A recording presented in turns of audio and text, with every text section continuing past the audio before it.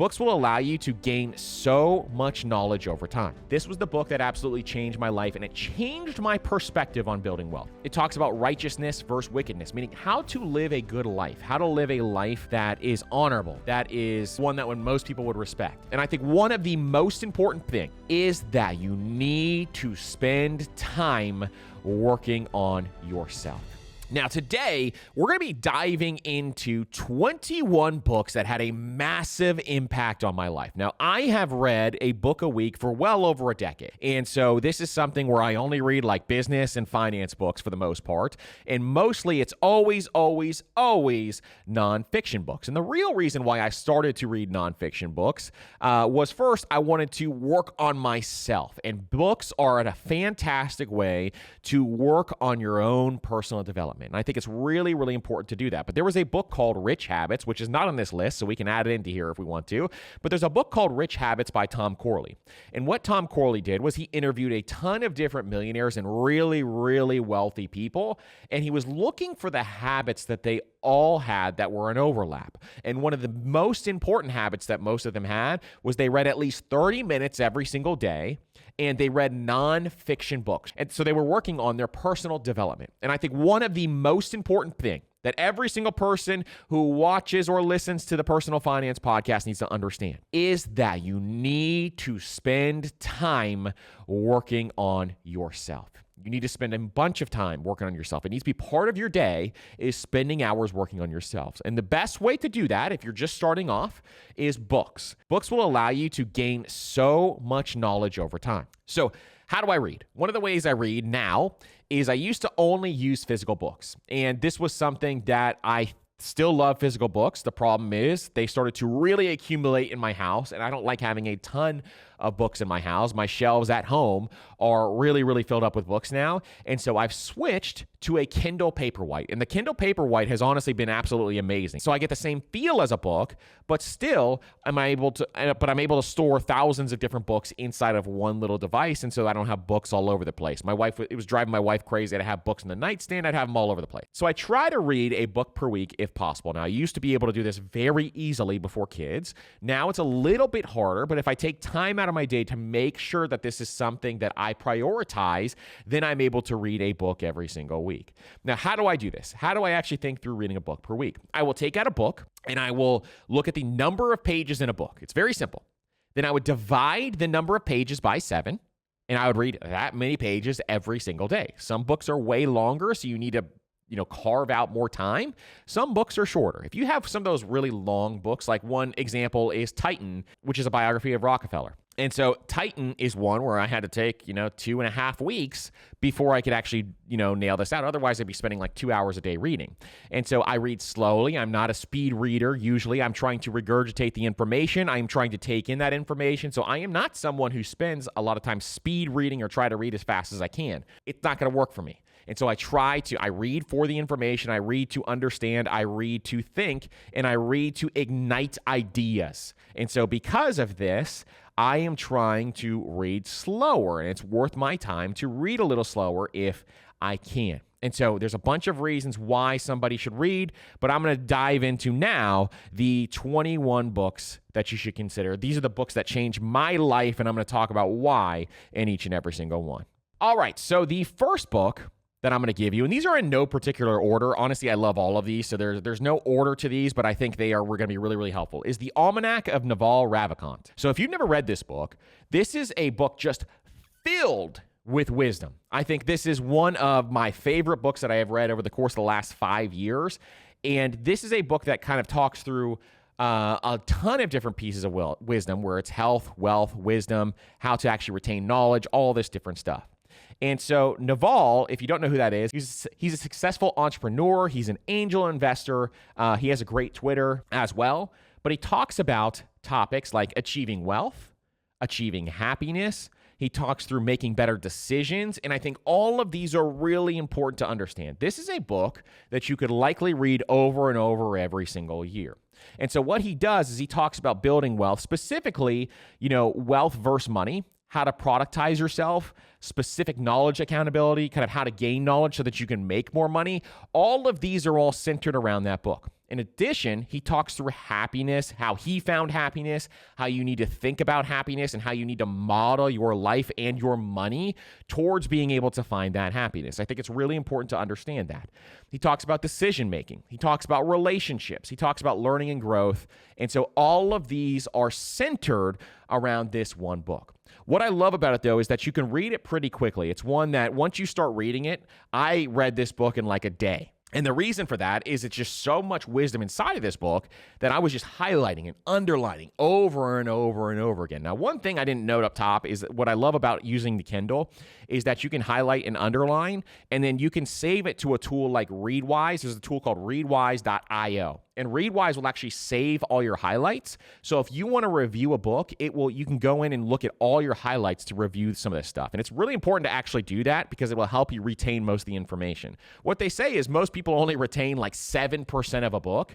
And so if you can actually have these highlights, you can go back into Readwise and kind of read through that stuff. And so I love that tool, by the way. It's just a side note here. So number one is The Almanac by Naval. Most people know him as Naval. And so that is a really, really good book talking through just, health, wealth, wisdom, basically. Number two is Traction. So anybody who is a business owner who has not read Traction, I highly, highly, highly recommend Traction. Traction basically is a framework on how to run your business in every single area of your business. It will go through marketing. It will go through how to hire people. It will talk through how you can actually start to engineer your team. But in addition, one thing that Traction changed for me is just making sure that you have systems in place where your business can run without you being there. And so if you can implement the EOS system or implement some of these systems, you will be able to be very successful in business. So one person, for example, who came on this show, who implemented Traction in his business was Brandon Turner. And Brandon Turner was on the show recently. If you haven't heard that episode, it is amazing. I've gotten a lot of emails from that episode just talking through that. And so Brandon goes through and says, hey, I'm going to implement Traction and use this as basically my business Bible to be able to run our company. And he scaled his company to $1 billion real estate portfolio. And he says it's because he utilized Traction and the principles in Traction. It's going to be talking about how to find your growth channels. It talks about how to have persistence and patience with the entire system. And so I think this is one most people, if you are a business owner, it's a must read. And I think you need to consider implementing it as well. Number three is The Simple Path to Wealth. The Simple Path to Wealth is one that absolutely is on par with exactly how we think here at Master Money, and it is one of the best books out there that is going to distill a ton of information into one book that is very simple to read. What does The Simple Path to Wealth talk about? First of all, it talks about how to kind of go after financial independence and achieve financial independence in a very simple way. Talks about the 4% rule and how that works. Talks about how to kind of achieve retirement, how to find your number. All of these really, really important. It also talks about figuring out how to get FU money. And FU money is where you can say, hey, I don't have to work at this job anymore if I don't want to. Instead, I can have enough money to sustain my lifestyle and be able to have financial freedom. And J.L. Collins had financial freedom very early on in life. It talks about the power of index funds, which you know your boy loves index funds. And that is something that I think is really important. He loves VTSAX, and that's where he talks about the one fund portfolio. It talks about how to avoid debt in the systems he would put into place if you were into debt. It talks about the 4% rule. It talks about simple investment strategies and how you can simplify your investments so you don't have to just have all these complicated portfolios or day trading or anything else like that.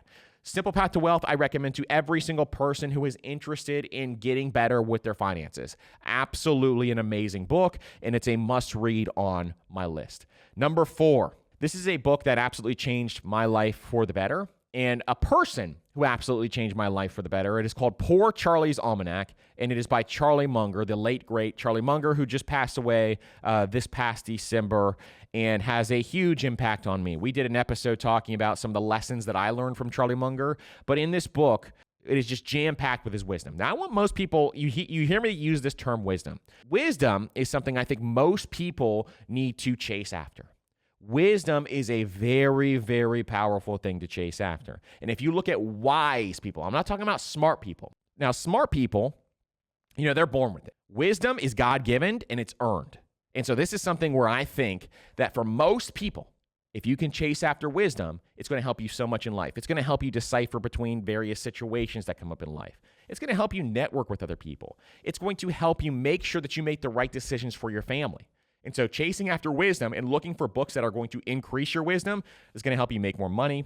It's going to help you in life, and it's going to help you achieve your dreams that you want. So, Poor Charlie's Almanac. Charlie Munger, one of the wisest people to ever live. He talks through some of his mental models and how he thinks through, different problem solving and issues.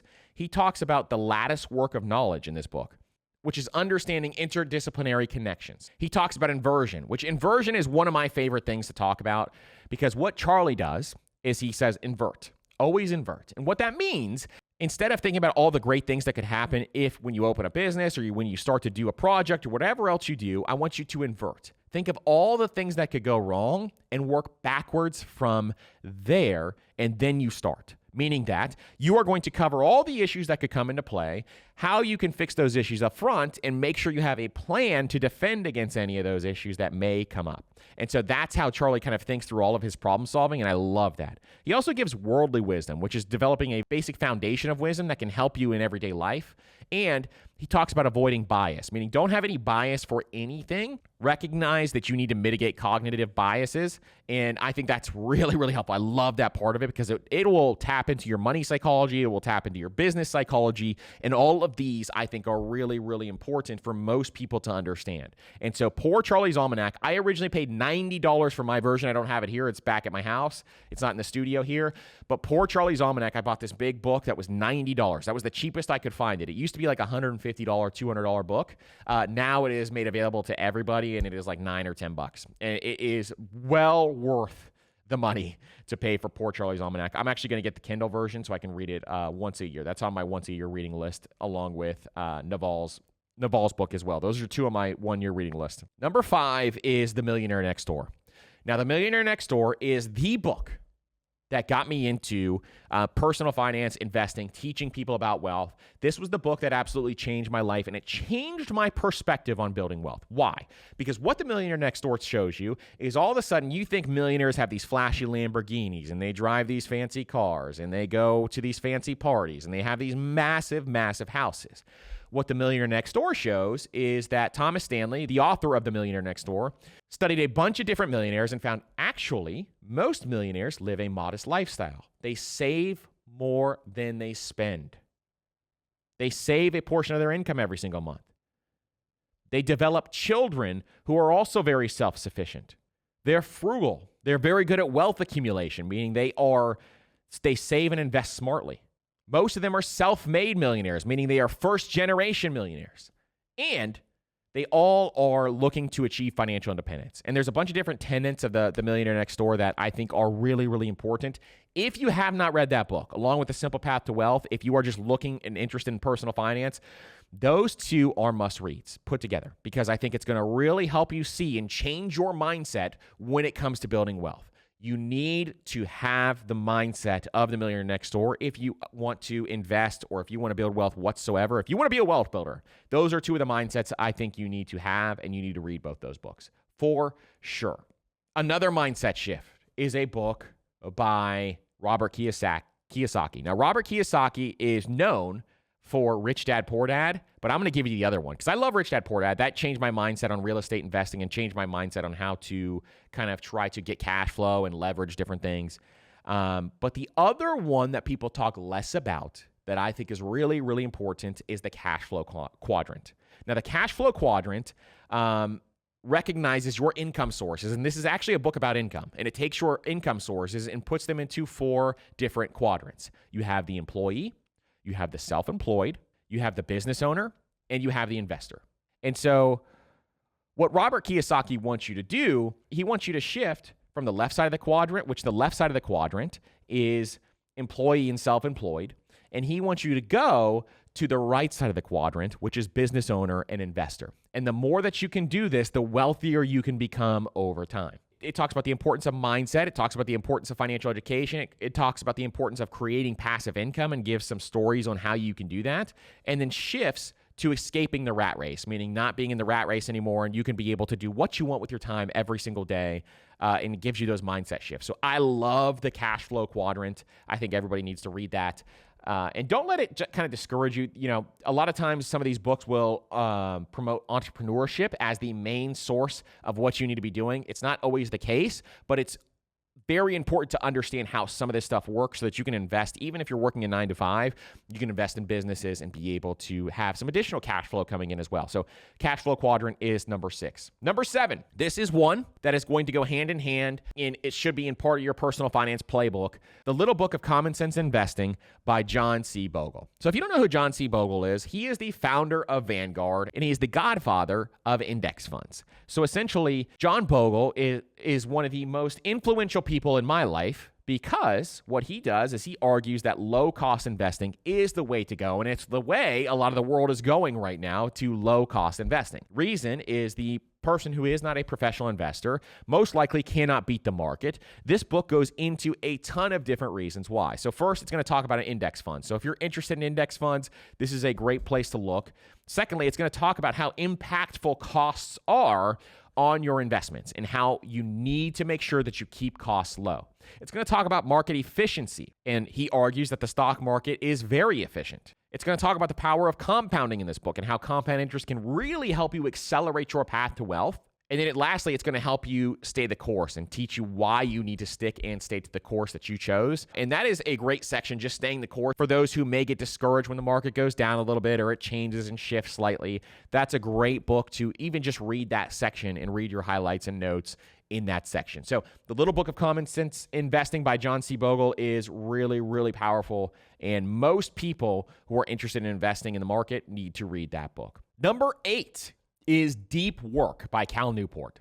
So Deep Work is one that argues that basically you need to learn how to focus. And in this day and age, when we have a major problem focusing, Deep Work is a book that I read even before social media was really getting crazy, before TikTok even existed and all these other things. I read Deep Work, and it was one that really helped me become more productive. And it is one that I still use the strategies from Deep Work today to make myself productive. I run multiple companies. I do a lot of different things. I have now 3 kids under the age of 6. And so because of this, I need to be extremely productive. Deep Work is the book that helped me become really productive. So it talks about deep work versus shallow work and how to separate the two of those, especially because I have to do creative endeavors and I have to do very specific business endeavors. There's deep work and there's shallow work that I need to be doing.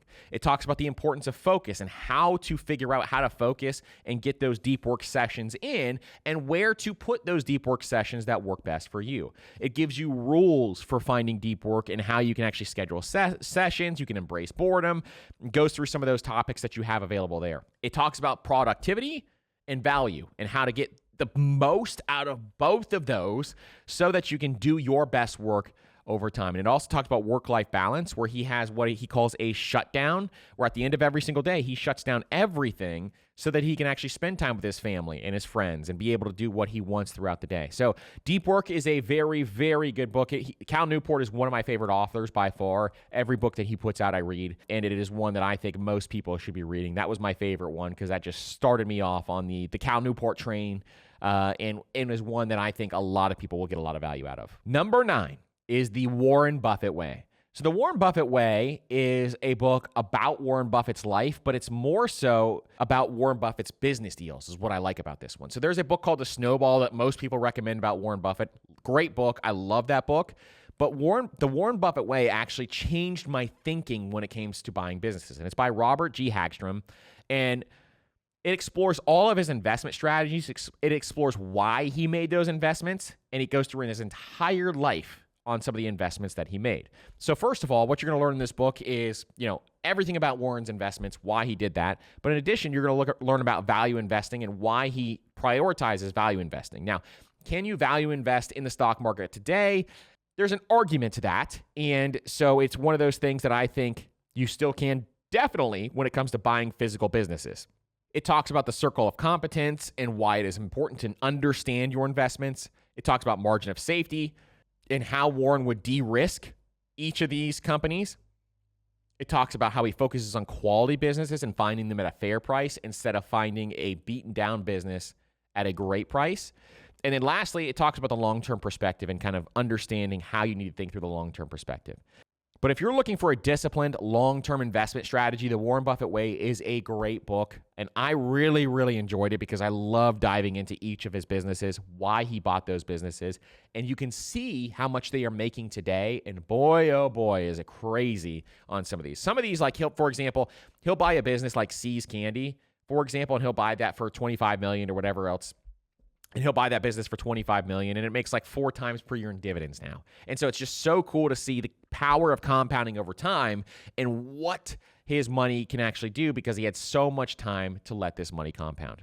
Number 10, oh, this is a great one, is Never Split the Difference by Chris Voss. If you've never read Never Split the Difference, this is a negotiation book, and it's teaching you how to negotiate, how to look at cues, how to understand how to negotiate with other people. So negotiation is actually a conversation for the most part, and it is actually a collaboration is what this book teaches. And so he goes into detail for different cues on how he would negotiate with high-stakes negotiations. So Chris Voss was an FBI hostage negotiator, and he did very high-stakes negotiations for the FBI. He goes into great stories in the book on some of these negotiations that he did and some of the tactics that he used. So you'll learn things like tactical empathy, which is how you create understanding so you can influence emotions in negotiations. It'll teach you about mirroring and labeling, which is how you build rapport and trust with other people in negotiations. It'll teach you about the power of no and how no is actually should be always the beginning point of a negotiation. It'll talk about an accusation audit, and it teaches you how to address objections before they even arise. And it talks about anchoring, where you can use extreme offers to influence negotiations. All of these are really, really important. Really, really powerful book. One of my favorite books that I've read over the course of the last 5 years also. And Chris Voss has some great content too if you're ever looking for more content. Number 11 is Influence by Cialdini. So Robert Cialdini has a bunch of great books. Influence is one that I really, really enjoyed. I know Charlie Munger is a big proponent of influence, and this is just a wonderful, wonderful book kind of teaching you about how the psychology of persuasion works. And so pairing this with Never Split the Difference is going to be a good pairing. But psychology is something that you need to be studying if you're in business or if you are looking to really start to progress in your career. It is very important to understand psychology. So he talks about the 6 principles of influence. They are reciprocity, commitment and consistency, social proof, authority, liking, and scarcity. And then he also talks about, the ethical use of influence and kind of avoiding manipulative tactics. And, he applies this across a bunch of different fields on how you can use this. So I love this book. I think most people need to learn this. If you have not read any psychology books whatsoever, that's a great one to start with. I think it's really, really helpful. Number 12 is an author that has been on this podcast, Walker Deibel. It is Buy Then Build. Now, Buy Then Build is a book that teaches you how to invest in businesses. And the argument is that the baby boomer generation is going to be retiring at record rates, and it already is right now. And they own over 50% of the businesses in the U.S. And because of that, there is a massive opportunity to go out and buy businesses.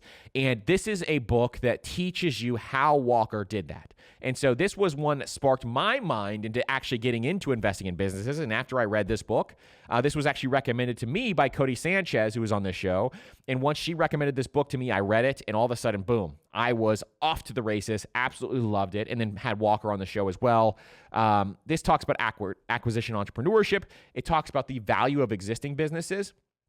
It talks about the steps to acquisition and the steps you need to be taking, scalability and growth, and then it talks about investment perspective. Now, you're going to read this book, and you're going to get a lot of the information that you need in order to be able to go out and buy a business. But one big thing to note, and Walker talks about this on this episode that we have together, is that it is really, really important to make sure that you know that buying a business is a lot harder than going out and buying a real estate property or going out and buying, a stock. Buying a business is you got to put your blood, sweat, and tears in there to build that thing. But what this talks about is, hey, you need to buy this business, and here's how you build it based on, some of the criteria that you're looking for within these specific businesses. So really, really good stuff. Number 13 is the Millionaire Fastlane. Now, I put this on this list for a specific reason. The Millionaire Fastlane actually argues against the traditional path that I talk about here a lot on this podcast. It actually argues against the 401k process or the Roth IRA process and says that you need to find income-producing businesses or income-producing assets that are going to help you accelerate your path to millionaire status. And MJ DeMarco has some great arguments in this book. It is a really good book, and I think there is the contrast between the slow lane, is what he calls, and the fast lane.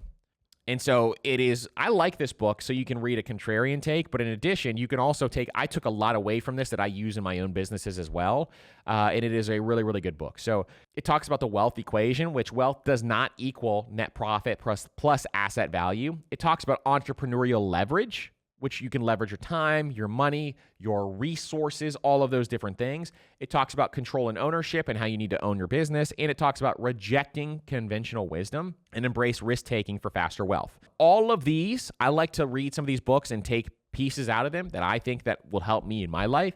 And so in any of these books, you can take pieces from them that will really help you in your life. You don't have to take these all as the Bible. And then you can be able to utilize each of those pieces that are really, really helpful for you. Number 14 is One Up on Wall Street. So One Up on Wall Street is a great investing book by Peter Lynch. And he wrote this in the 90s. And if you don't know who Peter Lynch is, he ran the Magellan Fund back in the 90s, which had really, really high returns. And he kind of talks about how he invests in stocks, specifically individual stocks over time. And his approach and his style is great. It's a fantastic read. But he talks about why you need to invest in what you know. He talks about the types of stocks that he invested in, why he chose those categories. He talks about research and analysis. And one of my favorite things that he did in his research and analysis, he'd kind of walk around the mall, for example. And when he'd walk through the mall, he'd say, hey, which stores are just packed with people? This is the 90s where malls were actually relevant. But he would say, hey, which stores are packed with people and which ones are just struggling? And he'd go into those stores packed with people and he'd start talking to the employees and asking them questions about the company and seeing what they knew. And he would actually do boots on the ground research on some of these companies before he invested in them.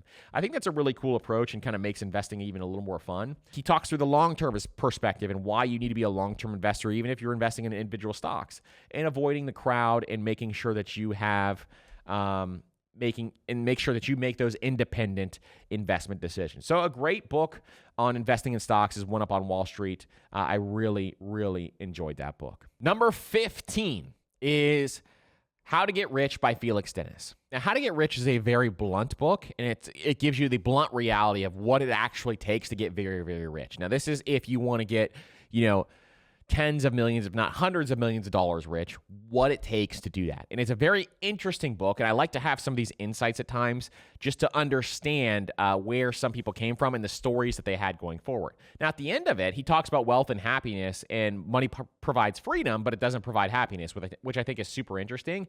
But he also talks about entrepreneurial realism, and he kind of has the blunt reality of what it takes to get rich. I think the title is kind of cringy for a lot of people, but it really is a good book. He talks about ownership and how to maintain ownership in your business. He talks about execution over ideas and why execution is what truly matters. He talks about luck and timing, and luck favors the prepared and the persistent. And so it's a really, really good book for anybody who's going to be a business owner, or if you're just interested in entrepreneurship and building wealth. I think this is going to be a really helpful book for you. Number 16, The Obstacle is the Way. So Ryan Holiday is one of my favorite authors out there. Any book that Ryan Holiday puts out, or any book that is put out by Cal Newport, I love both those authors, and I think they're absolutely fantastic. And The Obstacle is the Way is based on Stoic philosophy. And it teaches readers to turn challenges into opportunities, which I really, really like. I know this is taught to a lot of different, pro athletes, and he goes in and has conversations with them, and he speaks to them. But it reframes difficulties as opportunities instead. And so I love this book because it has that Stoic philosophy, which is like the ancient wisdom. In addition, it has perception and how you can kind of reframe those challenges into opportunities.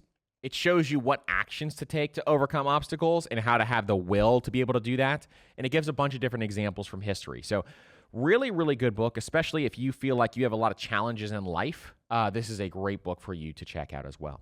Number 17 is $100 Million Offers by Alex Hormozi. So anybody who has a business or is interested in business, and you have some sort of thing that you have to productize, or you have some sort of service that you have to productize, this is a great book to read. And it is in a cool, this one I like to have the physical one, because it's cool the way that he actually packaged this, but it's talking about having realistic offers, how to value stack your offers, how to have price anchoring and making sure you're pricing your offers correctly, how to have a market understanding of what you are actually doing, and offer positioning, meaning how do you actually position your offers in a specific way that will be conducive for the sale. And so I think this is a really, really good book if you have not read it yet.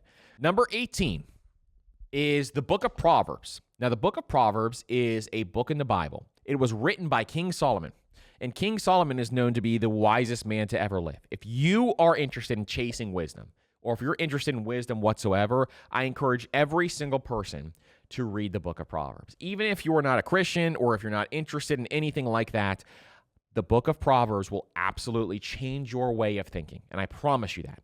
And so in the book of Proverbs, it talks about wisdom and understanding. There's a ton of different verses talking about wisdom and understanding and how to acquire wisdom, how to acquire knowledge, how to acquire understanding. It talks about righteousness versus wickedness, meaning how to live a good life, how to live a life that is honorable, that is one that most people would most people would respect. And so that is a great portion there. It talks about hard work and diligence, how to achieve hard work, why it is important to work hard. It talks about the power of words and how powerful your words are in speech and why you need to speak to other people in a specific way, why you need to speak to yourself in a specific way. It gives relationship advice on how to actually handle your relationship. It talks about humility and how you need to not be prideful. It talks about why you need to be generous. It talks about relationships and how to build your relationships. It talks about why you need to be generous. It gives guidance for parents. It is action-packed and filled with wisdom. I cannot recommend this enough. This would be number one on my list if I could. So the book of Proverbs has 31 chapters. So one thing I do is because I like to read it so much. I learn stuff every single day that I read it, is I will read one chapter per day. Every single day. And that's going to help you read, 31. And I'll just do that cycle over and over and over again because it is a really, really powerful book. Number 19 is The Laws of Human Nature by Robert Greene. Now, Robert Greene's most notable book is The 48 Laws of Power, which is a great book. A lot of people, they don't even give that away in prisons anymore because a lot of people have been using the tactics in that book to kind of take over people. Prisoners have used that book in negative ways, and so they took that book out. But one I love is the Laws of Human Nature, and it explores the fundamental principles that govern human nature. And so this book encourages readers to develop self-awareness, understand motivations, master social dynamics. There's a bunch of amazing stuff in this book. And it also talks through some of the tactics that influence relationships. It influences human behavior. It teaches you how to master those emotions so that you can use rational thinking instead of just getting really emotional over time. It also talks about, manipulation and using insights of power and influence. So all of this stuff is really, really important stuff. Number 20. This is one I am rereading right now. Again, I read this every couple of years, The Tao of Charlie Munger. So if you like Poor Charlie's Almanac, this is another book about Charlie Munger by David Clark that I think is really, really important. And what he does is he collects insights and wisdom from Charlie Munger from all over the place and puts them into one book. And so this is one where it gives the wisdom of Charlie Munger, lifelong learning. It talks about his mental models and how he thinks about some of this stuff. It talks about rationality and patience, simplicity and clarity. So if you're interested in business or if you're interested in gaining more wisdom, this is a fantastic book, The Tao of Charlie Munger. And the last one is one that just came out this year. And I added it to this list because I really enjoyed this book. And I thought it was very, very good. It was well written. And I think that this is going to be something that can help a lot of people. But it is called Never Enough by Andrew Wilkinson. And Never Enough is a book where Andrew kind of first goes through, he's a billionaire, and it's called From Barista to Billionaire or something like that. But he is a person who started a business, and he talks about very early on how he learned to, leverage his time and his energy where he can start to make a little more money. So he started as a barista, then started this little web design business, and then from there realized, hey, I can start to make a little more money doing this, and started to scale that business up into a big agency. And once he had that agency developed, then all of a sudden he had this cash coming in and he started to buy other businesses. And as he started to buy other businesses, his wealth started to grow. And it is really cool because he gets to the end of it, he gets to that big B number, that billionaire number, and realizes, every step of the way, it felt like it was just never enough money and I always wanted more. And he talks through his psychology of having to figure out how much is enough and then figure out what he really wanted to do with his life after he accomplished all this stuff. And so this is a great book for, if you want to pursue excellence, 100% you could follow Andrew's footsteps and see how he does that. It talks about service and sacrifice. It talks about mental toughness. It talks about some tough leadership stories that he had to go through and how hard it is to actually lead teams and lead companies and some of the hardships you really have to go through. And I really, really enjoyed this one. And so Andrew wrote a great book out there, and I think it is absolutely fantastic for other people to read as well. So that is a wonderful, wonderful book that I recommend to everyone. Just came out this year, and I think it is great. So listen, this is my list of 21 books that will make you rich. If you guys have any questions, make sure you join us on the Master Money newsletter by going to mastermoney.co/newsletter, and you can ask questions there, and maybe you'll get answered on the show on our Money Q&A episodes, and really be something that could be very, very helpful. And really, our entire goal is to bring you as much value as we possibly can. Cannot thank you guys enough for listening to this episode. I hope you have a wonderful week, and we will see you on the next episode.